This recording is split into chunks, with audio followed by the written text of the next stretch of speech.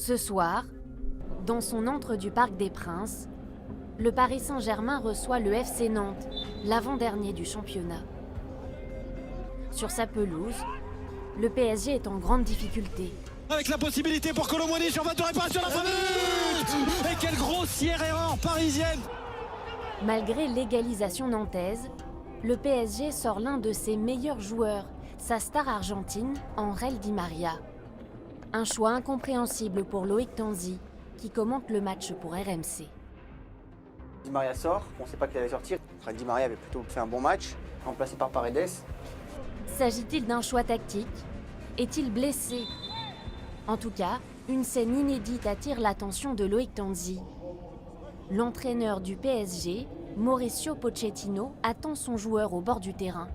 On voit Mauricio Pochettino qui prend l'Argentin sur le côté, qui lui parle, qui rentre avec lui dans les vestiaires, et ensuite Pochettino qui revient. C'est très rare qu'un entraîneur, ça arrive quasiment jamais, qu'un entraîneur en plein match quitte le match, donc quitte les autres joueurs, rentre dans le vestiaire avec le joueur et ressort tout seul sans le joueur.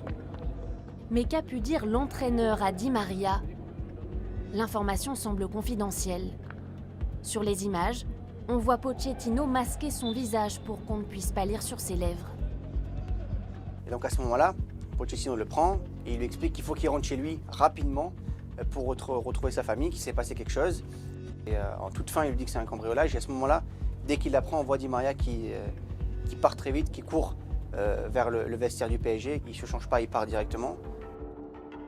Les cambrioleurs ont dévalisé son coffre-fort et dérobé plus de 500 000 € de montres et de bijoux. Mais surtout, sa femme et ses 2 filles étaient sur place. Et donc, dans sa tête, il se dit je vais retrouver ma femme et mes 2 filles dans un état catastrophique. Di María, sa vie, c'est le foot et sa famille. Donc, vous touchez à la famille, vous touchez à la moitié de sa vie. Et donc, il quitte le terrain, il rentre chez lui en larmes. Ce soir-là, Di María n'est pas le seul joueur parisien à avoir été cambriolé. Marquinhos, le capitaine du PSG, était aussi visé. Mais les cambrioleurs se sont trompés de maison et sont tombés sur son père qu'ils ont frappé et dévalisé. Depuis 10 ans, en France, plus de 80 joueurs ont été cambriolés, séquestrés ou agressés. Mais le phénomène est mondial. Partout, les footballeurs sont devenus une cible de choix. Comme ici, à Londres, où 2 joueurs d'Arsenal sont attaqués au couteau pour leur Mercedes à 200 000 €. Après avoir repoussé leurs assaillants une première fois, ils vont être pris en chasse en plein cœur de Londres, sur plus d'1 kilomètre. Certains affichent leur colère sur les réseaux sociaux, comme l'international français Franck Ribéry, qui filme sa maison après un cambriolage. Je suis rentré chez moi, et voilà ce que j'ai découvert. Alors oui, ma femme a perdu quelques sacs, quelques bijoux, c'est pas l'essentiel. Ce qui me choque, c'est cette impression d'être à poil, d'avoir le froc baissé. Et ça passe pas. Mais comment avoir confiance aujourd'hui? Je ne cours pas après les millions, ma famille passe avant tout. Même les plus petits budgets de Ligue 1 sont attaqués, comme le club de Dijon. Cette saison, 20% de l'effectif professionnel a été cambriolé. 20 fois plus que la population générale. Pourquoi les footballeurs sont-ils devenus une cible privilégiée? Leur salaire, comme celui de Di María, 38 000 € par jour, n'est pas étranger au phénomène. Étant donné que les salaires des footballeurs sont publiés dans la presse, maintenant avec les réseaux sociaux, ils montrent même les endroits où ils passent en vacances, les yachts sur lesquels ils sont, les voitures de luxe qu'ils conduisent et les bijoux qu'ils offrent à leurs femmes. Forcément, ça attire les gens qui sont désœuvrés. Quel impact ont ces braquages sur les joueurs? Il a posé le flingue sur sa tête comme ça, exactement sur la tête comme ça. La mort, il n'y a pas d'autre mot que la mort. Sont-ils victimes de gangs spécialisés? L'un de ces braqueurs a accepté de nous parler. Et après, nous sommes rentrés calculés, on a sauté le muret. Après, on les a braqués, on les a attachés, et on a pris ce qu'il y avait à prendre et on est parti.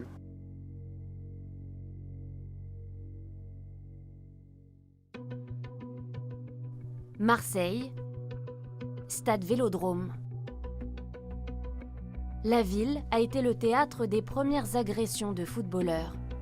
Entre janvier 2010 et mars 2014, une dizaine de cambriolages et de homejacking ont visé les joueurs de l'OM. Nous avons retrouvé celui que les policiers ont présenté comme le cerveau des opérations.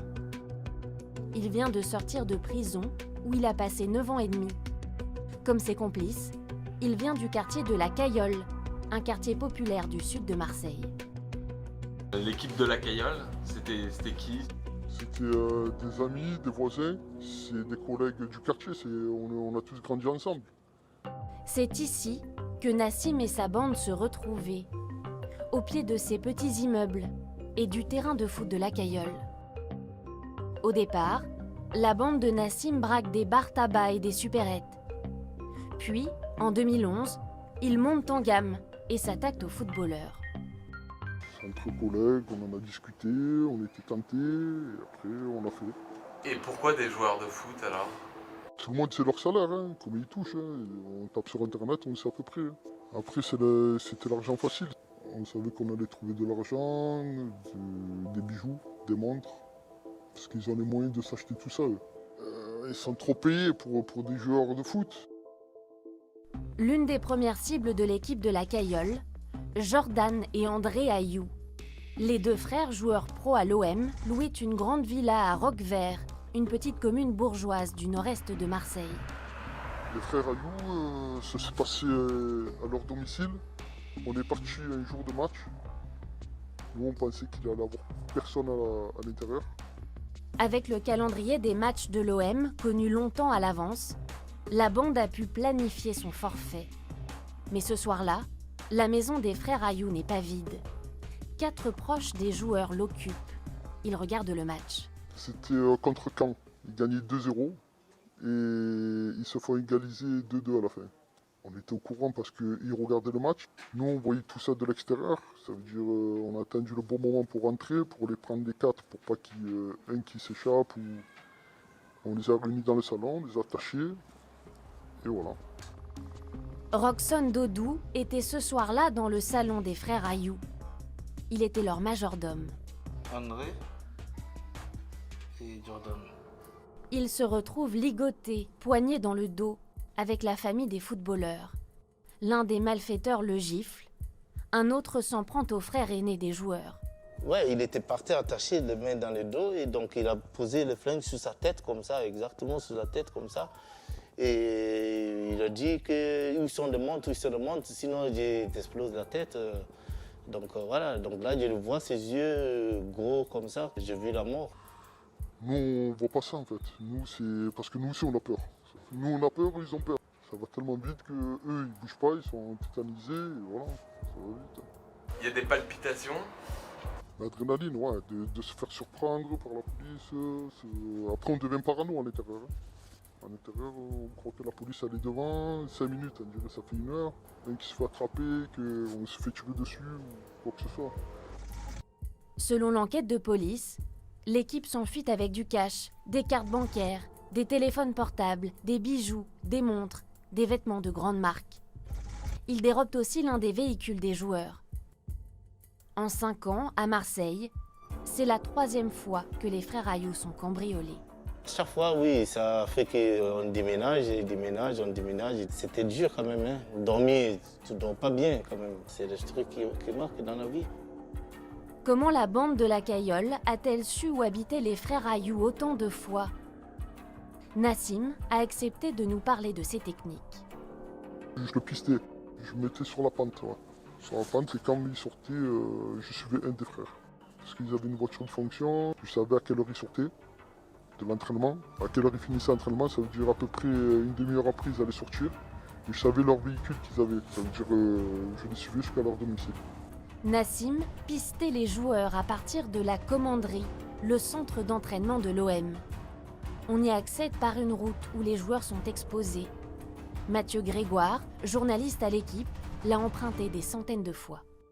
C'est une route sinueuse, une route étroite, où vous ne pouvez pas passer à 2 voitures de face en fait. On dirait un peu un col du Tour de France avec des petits lacets.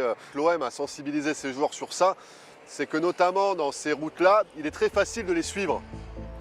Aujourd'hui, la police quadrille la route à chaque entraînement, car elle était aussi devenue un coupe-gorge. Des joueurs ont été dépouillés sur place, comme Habib Beye, ancien footballeur de l'OM. Dites-nous la vérité, est-ce qu'il y a un danger pour les joueurs lorsqu'on est à Marseille? Je me suis fait braquer ma voiture. Ah bon? Oui, deuxième année à Marseille, donc en fait à 3h du matin, je suis rentré chez moi. Ils avaient mis gentiment les poubelles sur la route, bien sûr pour m'arrêter. Donc j'ai voulu reculer et j'ai vu une autre voiture arriver derrière moi. Donc je suis sorti de la mienne et là j'ai vu un charmant jeune homme qui, à 3h du matin, m'a demandé de lui donner mes clés. Ce que j'ai fait, enfin j'ai voulu lui donner mes clés, et en fin de compte comme je les trouvais pas, parce qu'à 3h du matin se faire braquer, vous êtes un petit peu en stress, oui. Donc forcément. Donc j'ai voulu lui donner ma sacoche parce que c'était une petite carte pour démarrer. Il m'a dit non, prends ton temps, on a tout notre temps. Cherche la clé, on veut juste la clé. Mais il était pas armé? Si, il était armé, si, bien sûr. Sinon je le donne pas. Enfin, quoique. Mais il a pas oublié de me dire que j'avais été très très bon ce soir-là. Si certains prennent ces braquages avec philosophie, d'autres restent profondément traumatisés.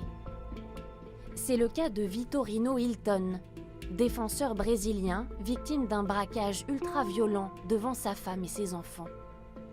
Il me menaçait en déclarant à plusieurs reprises « Si tu me donnes pas plus d'argent, je vais faire du mal à tes enfants. » L'horreur dure une quinzaine de minutes. Traumatisé, Vitorino Hilton quitte l'OM dans la foulée. C'était son univers qui avait été exposé à la violence qu'il y avait sur Marseille et il ne pouvait plus vivre comme ça. C'est pas le fait de voler en fait, c'est pas l'argent le problème. C'est plus le fait de rentrer dans leur intimité. Il faut comprendre que les joueurs, c'est des gens qui se renferment beaucoup, qui évitent le contact avec l'extérieur parce qu'ils ont peur de l'extérieur, parce qu'ils font confiance à très peu de monde. Et donc, si vous rentrez là-dedans, chez eux, c'est un peu vraiment leur cocon. C'est le seul endroit presque où ils peuvent être eux-mêmes. Le braquage de Vitorino Hilton est attribué à la bande de la Cayolle. Nassim et ses complices finissent par être arrêtés. D'une part, l'ADN qu'on va trouver sur une paire de lunettes de soleil qui va être trouvée à proximité dans le jardin d'un des joueurs de l'OM. Et on va comprendre qu'il s'agit d'une paire de lunettes appartenant à un des agresseurs. Et de manière parallèle, les policiers, dans leur travail habituel, vont avoir des renseignements anonymes qui vont les faire remonter sur cette bande dite de la Cayolle. Dans ses réquisitions, Martine Assognon insiste sur l'extrême violence des homejackings, notamment envers le joueur Vitorino Hilton et sa famille. Les principaux accusés écopent de peines allant de 11 à 15 ans de prison pour 14 cambriolages. L'enquête révèle un certain amateurisme des braqueurs de la Cayolle. C'est-à-dire qu'on apprend au fil des dépositions qu'ils coupaient avant d'y aller, ils prenaient les ciseaux à la maison, ils coupaient un sweat manche longue et ils faisaient leur cagoule comme ça. Donc vous comprenez, ce n'est pas des professionnels qui arrivent avec le sac est prêt, les cagoules sont dedans, les gants sont dedans, les armes factices ou pas. Parce on n'est pas sur de l'organisation. Ça se décide dans la journée avec des repérages le matin. Pour la personne que je défends, ils n'ont pas retrouvé l'arsenal du braqueur affirmé, expérimenté, c'est-à-dire des armes, des cartouches, des brassards police, des serflex, des gants, etc. En revanche, ils ont retrouvé effectivement des survêtements et maillots de l'Olympique de Marseille. Car en plus des montres et des bijoux, ils ont parfois emporté des souvenirs. Parce que moi je suis un supporter de l'OM avant tout. Avant d'être un braqueur ou un cambrioleur, je suis un supporter de l'OM. Les butins des braqueurs semblent aussi parfois dérisoires. Butin qui pour Hilton, finalement, était pas si important que ça. On est sur quelque chose de l'ordre de 4 000 €. Donc tous les protagonistes entendus séparément vont expliquer qu'au sorti de ce homejacking, la recette, il était de 1 000 € chacun. Entre le risque pénal et les bénéfices qu'ils en ont, c'est spectaculairement ridicule. Ça valait le coup, ça vous a rapporté combien? Ah non, ça valait pas le coup. Ça valait pas du tout le coup. La peine qu'on a pris, une peine à 2 chiffres. Une peine à 2 chiffres pour quelques milliers d'euros. La liberté n'a pas de prix, comme on dit. Vous regrettez? Ah oui, énormément. Là, si c'était à refaire, je ne le referai pas, ça c'est sûr. Parfois, les préjudices causés aux footballeurs sont bien plus importants, comme cette série de cambriolages commis en 2018, près de 2 millions d'euros. Elle visait le PSG. À la tête du gang, un jeune homme déjà condamné 30 fois, surnommé le chat pour son agilité et sa discrétion. Pourquoi ce surnom qui lui collait? Je pense que ça doit être un surnom qui ressort à son agilité physique. De quelle agilité parle-t-on? Est-ce que vous m'interrogez sur l'agilité qu'on lui prête de pouvoir grimper jusqu'au 5e étage, par exemple, et s'accrocher à une gouttière pour glisser ensuite dans une fenêtre? Les enquêteurs de la BRB considèrent qu'il est capable de monter comme ça sur plusieurs mètres de haut et donc comme un chat, il arrive toujours à retomber sur ses pattes et à accéder à des endroits assez inaccessibles. Grâce à sa dextérité, la veille du Noël 2018, le chat s'introduit dans l'une des maisons les plus sécurisées de France, celle du capitaine du PSG d'alors, Thiago Silva, située Villa Montmorency. Un îlot ultra sécurisé dans le 16e arrondissement de Paris. Il y a des grilles partout, tout autour, donc on ne peut pas y accéder comme ça, il faut montrer patte blanche si on veut rentrer là. Puis il y a aussi un service de gardiennage, vous avez des vigiles qui sont là H24, vous avez un système de vidéosurveillance aussi avec de nombreuses caméras qui sont disposées un peu partout dans les rues en fait de cet îlot. Un dispositif impressionnant dont va pourtant se jouer le chat en quelques contorsions. L'enquête a établi qu'il s'était introduit au domicile de Thiago Silva, après avoir escaladé un grillage, un premier grillage, et finalement a monté le long de cette gouttière pour accéder à une terrasse. C'est comme ça ensuite, après ils ont forcé une fenêtre et ils ont réussi à rentrer dans le logement de Thiago Silva. Le chat vide alors son coffre-fort contenant des bijoux de luxe et une montre Richard Mille à 600 000 €. Mais les caméras à vision nocturne de Thiago Silva enregistrent toute la scène, notamment le moment où le chat dévoile ses moustaches. Il va se rendre compte qu'il y a une caméra, mais il va avoir en fait le réflexe, il va regarder cette caméra. C'est en regardant cet objectif qu'il va se rendre compte que finalement il y a une caméra. Donc là oui, il va commettre une erreur puisque ça permet d'avoir l'intégralité de son visage, malgré le fait qu'il ait pris quand même le soin de rabaisser une capuche sur sa tête et de porter des gants. Donc il était quand même organisé pour éviter de laisser des traces derrière lui ou de se faire identifier. Sur la vidéo, les policiers reconnaissent immédiatement le chat grâce à sa barbichette de hipster. Un monte en l'air qu'ils connaissent bien. Les fins limiers de la BRB épient alors tous ses déplacements. Ils l'observent effectuer des repérages dans les quartiers chics de la capitale. À chaque fois, avec ses complices de toujours, Microbe, Bidou, Dazo. Il les voit souvent se réunir dans le 18e arrondissement, devant un restaurant, et parfois comme s'ils célébraient certains de leurs coups. C'est ce qu'ils laissent entendre, c'est qu'après un cambriolage, le lendemain ou le surlendemain ou quelques jours plus tard, ils se retrouvent tous comme si voilà, il fallait célébrer quelque chose, quoi. Comme le disait Brel, il faut bien que le corps exulte. Je crois qu'on a le droit de profiter quelques plaisirs de la vie, surtout quand on a eu une vie difficile. Pour la bande du chat, photographiée par la BRB dans des restaurants chics ou en terrasse sur les Champs-Élysées, le champagne coule à flot, littéralement, pour l'instant. Bientôt, les policiers amassent assez de preuves pour les rattacher au cambriolage d'autres personnalités, comme le rappeur Booba. Alors, bande de petits fils de pute, on cambriole, hein?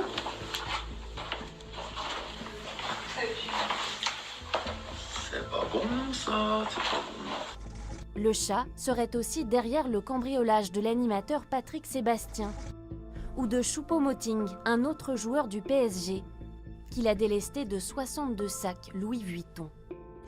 En août 2019, l'équipe est interpellée dans cet immeuble d'Aubervilliers, au domicile de la compagne du chat.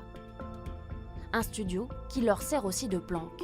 Ils vont trouver plein de bijoux, c'est clair, il y a une montagne de bijoux. Il y a, je crois de mémoire, une espèce de bar sur lequel il y a tout un tas de bijoux qui sont étalés.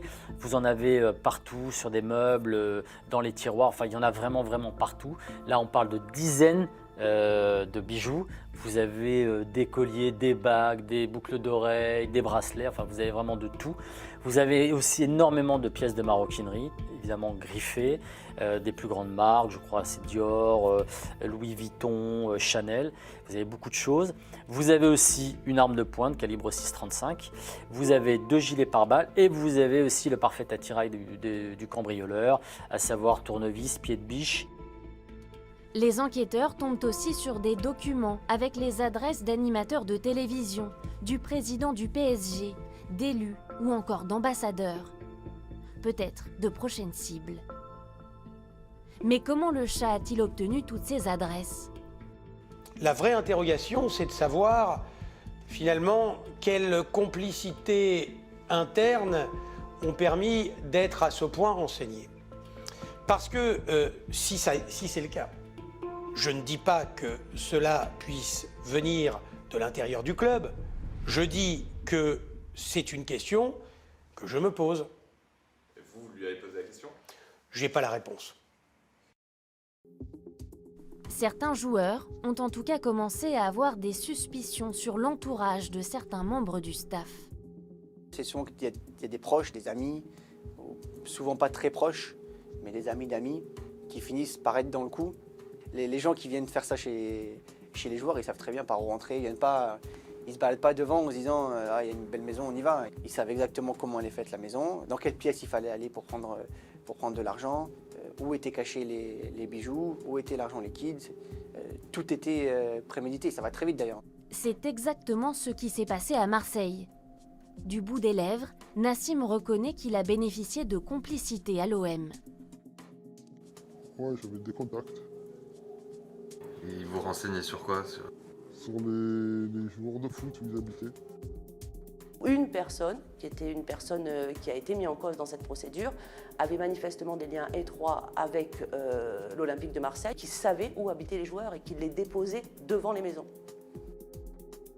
Malgré l'arrestation de l'équipe de la Cayolle, les agressions de joueurs continuent. Il faudra attendre 2016 et l'arrivée de Thierry Aldebert comme directeur de la sécurité de l'OM pour que le nombre de cambriolages diminue. L'une des missions qui m'a été confiée au départ, c'est justement de faire un peu le ménage, puisqu'il y avait un manque de confiance, par exemple, par rapport à certaines sociétés de sécurité privée de la part des joueurs, qui m'ont fait remonter quelques étonnements, pour ne pas dire plus, vis-à-vis de l'attitude de certains agents de protection. Et donc j'ai changé les sociétés. Thierry Aldebert est un ancien du GIGN. Pour protéger les joueurs, il importe des méthodes choc. Il forme les joueurs à la contre-filature, rend les vitres de leurs voitures incassables, bunkérise leurs habitations. Il interdit aussi aux joueurs de se faire livrer à domicile. Mais la compagne d'un des joueurs, l'actrice américaine Pamela Anderson, va enfreindre ces consignes. Oui, il y a eu l'adresse d'Adil Rami qui s'est retrouvée, et Pamela Anderson, qui s'est retrouvée sur Google Maps. Et donc lorsque vous le tapiez son nom sur Google Maps, vous aviez la localisation précise. Et heureusement, mon service de sûreté a été vigilant et a immédiatement demandé à Google Maps de retirer l'information. Pendant les 5 années de Thierry Aldebert à l'OM, 2 joueurs ont été cambriolés, moins qu'auparavant. Selon nos informations, certains grands clubs comme Marseille projettent à l'avenir de loger tous leurs joueurs au même endroit, dans une sorte de résidence sécurisée.